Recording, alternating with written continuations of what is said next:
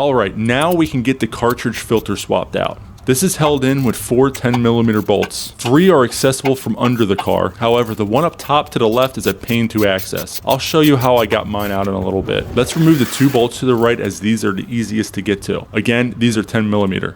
There's one.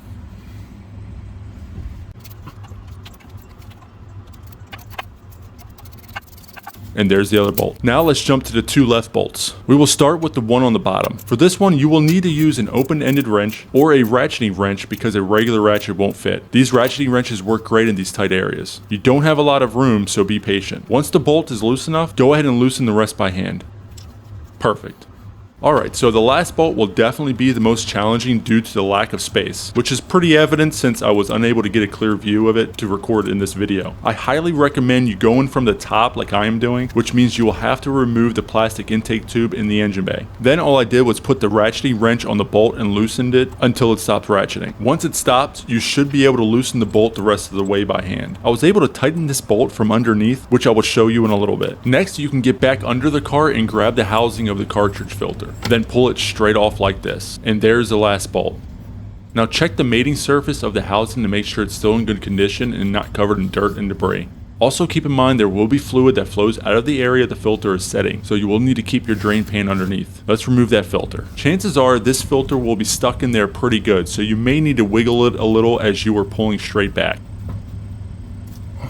Just like that. There's also this gasket that you may need to remove and replace. It just pulls straight out. Here is the part number for the new filter, 3172628X0A. And here's the part number for the gasket, 315263VX0A. Let's start with the filter first. I'll explain why in a second. Go ahead and place your finger in some of the transmission fluid that you drained out and apply it to the rubber grommet. This is probably unnecessary, however it won't hurt anything and I imagine it will help with removing the filter the next time I change it. Now you want to push the filter into place and you may need to use a little bit of force to make sure it seats properly. Perfect. Then you can grab the new gasket, and I put a little bit of transmission fluid on this as well. Again, it may not be necessary. Now this gasket doesn't really connect to anything. It just kind of sits in place. So be careful when putting the filter housing back on as you don't want to bump it accidentally. Speaking of the filter housing, this little knob right here goes above the lower left bolt hole. That's the correct orientation on mine. Now carefully put the housing on. If you move it around too much like I am right here, there's a good chance the gasket has moved around. As you can see, it fell immediately after I removed the housing. So in order to combat that from happening again, when you put it on, you need to hold it with one hand as you are screwing on a bolt with the other hand. Once that bolt is hand tight, the housing will stay flush, preventing the gasket from moving, which is exactly what we want. Now you can start threading in your second bolt. I'm going to start with the bottom left before doing the top 2 bolts. Go ahead and tighten the bolt down, then we can move on. Concerning torque specs, I was unable to find any for these 4 bolts. And to be honest, I'm not sure I would be able to torque all of them down properly anyway due to the locations of the bolts and the obstacles in the way. You can see it's impossible to use a torque wrench on this bolt. Moving on. So like I mentioned earlier, I was able to tighten all the bolts down from under the car. I'll show you how. Let's start with the top right bolt. For this one, start by using a socket and extension to get the bolt started before using your ratchet. Then grab your ratchet and tighten the bolt down.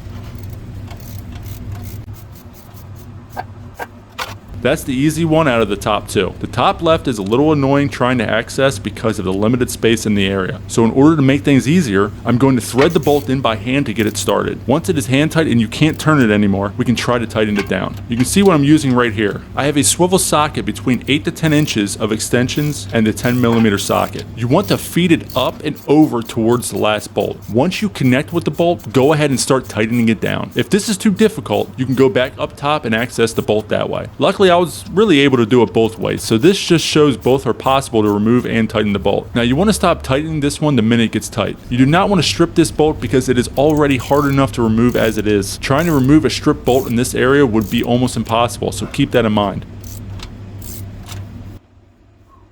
Once that is tight, go ahead and make sure the other 3 bolts are hand tight to make sure the housing won't leak. Perfect. This would be the perfect time to grab your phone and take a video like I am doing. You can review it to make sure all bolts are flush in the housing, meaning they are in fact tightened down. That's all there is to it. If you found any part of this video helpful or entertaining, please give it a thumbs up. Also, if you haven't subscribed yet, hit that button as well as the notification bell so you don't miss a video from our channel. Thanks for watching and we'll see you on the next one.